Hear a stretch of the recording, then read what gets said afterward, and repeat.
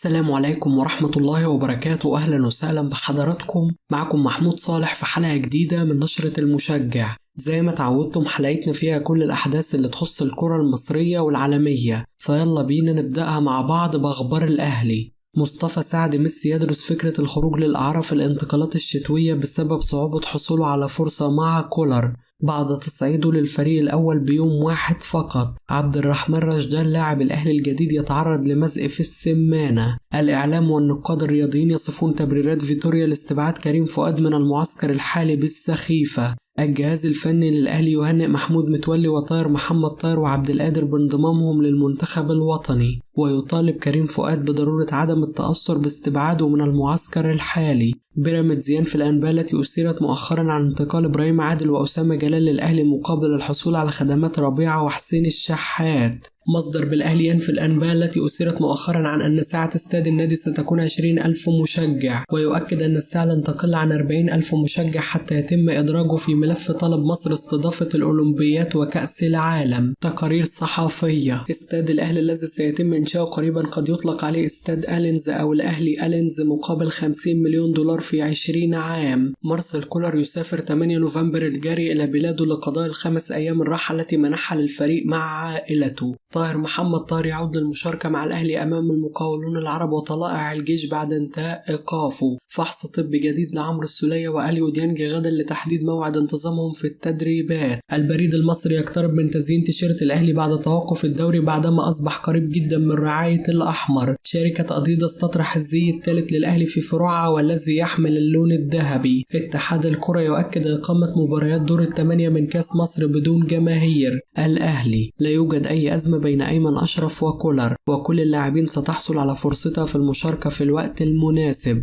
أيمن لاعب كبير وواحد من كباتن الفريق، وبعض الصحفيين التي تنتمي لأندية منافسة تحاول الوقيعة بين اللاعب والمدرب. إبراهيم سعيد عدم اختيار كريم فؤاد للمنتخب رغم أدائه المميز والتطور في الأداء الفترة الأخيرة غريب بصراحة، خصوصا أن الناشئ عمر جابر منذ انضمامه للمنتخب لم يقدم أي شيء ولا حتى مع ناديه الفترة الأخيرة، وبقاله 10 سنين على نفس الأداء ومفيش أي تطور داخل الملعب. عدل القيع رئيس شركة الكرة بالأهلي: لا أحب التعليق على اختيارات فيتوريا لقائمة المنتخب، لكن أقول أن فيها شيء من الغرابة، وكنت أتمنى ألا يقوم بتبرير هذه الخيارات لأن مبرراته غير مقنعة. لا يوجد مشكلة في عدم اختيار فيتوريا لكريم فؤاد، لكن المشكلة في أنه برر ذلك برغبته في مشاهدة لاعبين آخرين. فيتوريا يقول ذلك رغم أنه اختار لاعبين يحتفظون بمراكزهم بالفعل وآخرين لا يلعبون. خيارات فيتوريا تعطي انطباع أن قراراته ليست كلها من دماغه. ضياء السيد: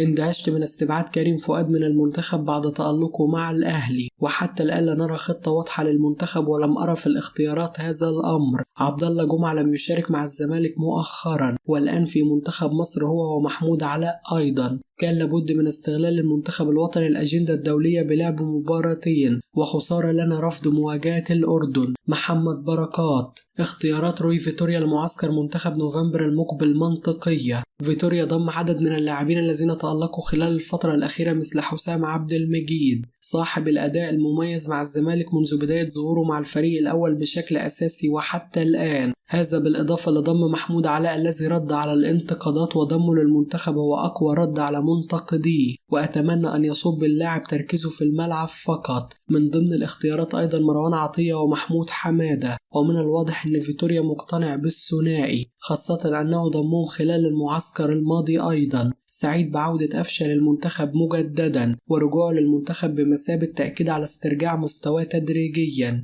كريم فؤاد موهوب وتطور مع كولر مدرب الأهلي، لكن فيتوريا فسر استبعاده بأنه يريد منح الفرصة للاعب آخر بعد رؤية فؤاد في المعسكر الماضي للمنتخب، وهو حق أصيل للمدرب ووجهة نظر لها كل الاحترام. الغاني مايكل إيسل لاعب تشيلسي الإنجليزي السابق: لعبت أمام لاعبين مصريين مدهشين مثل ميدو وأبو تريكة. أبو تريكة واحد من أفضل اللاعبين في القارة الإفريقية، ومن الجيد دائما مواجهة لاعبين من هذا المستوى لأنه يعطي المباريات مذاق أفضل. لو كان محمد الشناوي يلعب في أوروبا كانت الأمور ستتغير لصالحه، لكنه يلعب هنا في واحد من أكبر الأندية في أفريقيا ويؤدي معه بشكل جيد، وهو يستحق جائزة الأفضل في أفريقيا. انظروا إلى أبو أبو تريكة الذي لم يحترف في الخارج، لكنه يبقى واحد من أفضل اللاعبين في أفريقيا وواحد من الأساطير في كرة القدم. أحمد ناجي سعيد بتصريحات فيتوريا بأن أفضل مركز غني ومتوفر فيه عناصر مميزة هو حراسة المرمى، لكن لم أحب تصريحاته بأن محمود جاد لاعب صغير. جاد حارس مرمى كبير وتحمل على عاتقه حراسة مرمى إنبي وكذلك المصري البورسعيدي. من وجهة نظري وجود أحمد الشناوي حارس بيراميدز مهم لأنه بدأ في العودة لمستواه وأصبح واحد من أفضل 6 حراس، وفيتوريا الأدرى بحال المنتخب، لكني أرى أن استبعاده ليس فني، وتصريحات فيتوريا تقول بأنه لن يتم ضمه، وقد يكون ذلك على خلفية أزمة حدثت في المعسكر السابق. محمد الشناوي قادر على حراسة مرمى مصر في مونديال 2026، والعمر لم يصبح عائق أمام حراس المرمى للعب والمشاركة، فلننظر لما قدمه الحضري. أخبار الزمالك يخطط لخوض مباراة ودية أو مباراتين في فترة التوقف لتجهيز لاعبين لمواجهة المصري في الكاس. طارق السيد يطالب الزمالك بضرورة ضم كالوشا لاعب إنبي في الانتقالات الشتوية، ويؤكد أنه لاعب كبير وسيكون مدافع للمنتخب في أسرع وقت ممكن. فيريرا يستغل فترة التوقف لعلاج السلبيات في الزمالك على أمل تحسن النتائج بعد استئناف الدوري. كلاتنبرج يوجه انتقادات شديدة لمحمد معروف بسبب تغاضيه عن طرد زكريا الوردي أمام سيراميكا كليوباترا، ويهدد الحكم بالاستبعاد من الدوري تماما والدفع به في الدرجة الثانية حال تكرار الأخطاء. مرتضى منصور: فيريرا أعظم مدرب في تاريخ مصر كلها وأنا وراه ومسانده.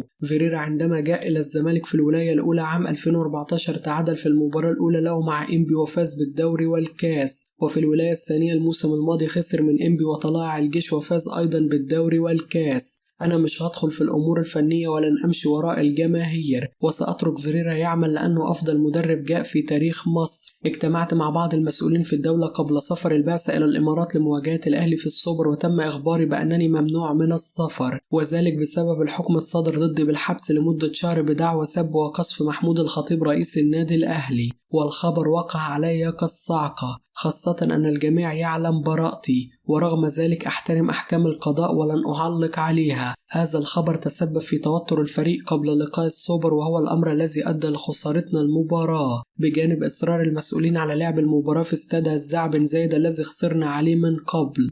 أخبار الكرة المصرية: رغم عودته للمشاركة مع أرسنال أمس فقط، روي فيتوريا يدرس ضم النني لمعسكر المنتخب القادم. أخبار المحترفين: مصطفى محمد يسجل هدف لنانت الفرنسي في أولمبياكوس اليوناني ويساهم في صعود فريقه للأدوار الإقصائية في الدوري الأوروبي. أرتيتا معلقا على عودة النني من الإصابة: النني جيد حقا، لقد غاب ل8 أسابيع رغم أننا كنا نتوقع أن يغيب لمدة 12 أسبوع، لقد تعافى بشكل مذهل. هو يدفع الجميع في جميع أنحاء ملعب التدريب ليكونون مستعدين بأسرع ما يمكن. أخبار عالمية: بن شيلويل يغيب عن كأس العالم 2022 بسبب تعرضه للإصابة في تشيلسي. تقارير إنجليزية: مانشستر يونايتد يستعد للتعاقد مع جواو فيليكس في الشتاء. تقارير فرنسية: زين الدين زيدان سيدرب فرنسا بعد كأس العالم مهما حدث في البطولة. الإصابة تبعت تيمو فيرنر عن مونديال قطر والمشاركة مع المنتخب الألماني. وبكده تكون انتهت أخبارنا، وأتمنى تشاركنا برأيك وتقول لنا شايف من وجهة نظرك طاهر محمد طاهر وأحمد عبد القادر يستحقون التواجد في المنتخب المعسكر القادم ولا لأ؟ هستنى رأيكم وأشوفكم على خير في حلقة جديدة.